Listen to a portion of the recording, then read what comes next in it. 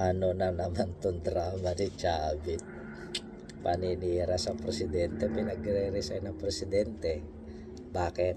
Dahil daw sa corruption sa DPWH. Matagal na pala niyang may corruption sa DPWH. Pero bakit ang negosyo ni Chavit? Construction. Na tumatanggap ng mga proyekto o projects mula sa DPWH. Alam mo ng corrupt, bakit ka pa tumatanggap ng trabaho mula sa DPWH? Bukupal eh. Diba? Gunggong.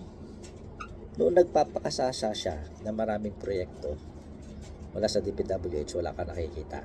Wala ka nasasalita. Ngayon, nagpa-imbestiga ang presidente. Abay, gusto mong pag-resignin ng presidente? Hindi ko alam kung tumatandang pa o tumatandang to eh. O ginagago na lang ang sarili. Diba? Diyos ko, gagawa ka, pinag-resign mo, sinasabi niya na hindi na daw siya gusto ng mga Pilipino. Teka, kailan pa kita naging spokesperson? And for your information, gustong-gusto ko nga yung ginagawa ni BBM, tapos sasabihin mo galit na mga Pilipino. Ano ito, pinaplano mo na? Mag-rally na naman kayo sa November 30. Diyos ko, hindi na kayo natigil. Ang dami mong pera, Chavit, para mag-gastos ng mga ganyang kalukuhan. Ikaw ang mag-rally kung kaya mo. Kung kaya mong pangunahan, hindi lang yung pera mo pinapagalaw mo. Diba? Tarantado.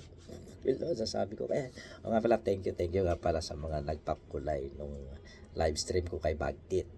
And yung ano natin, yung mga nagpakulay, yung live stream ako kay JR Balito.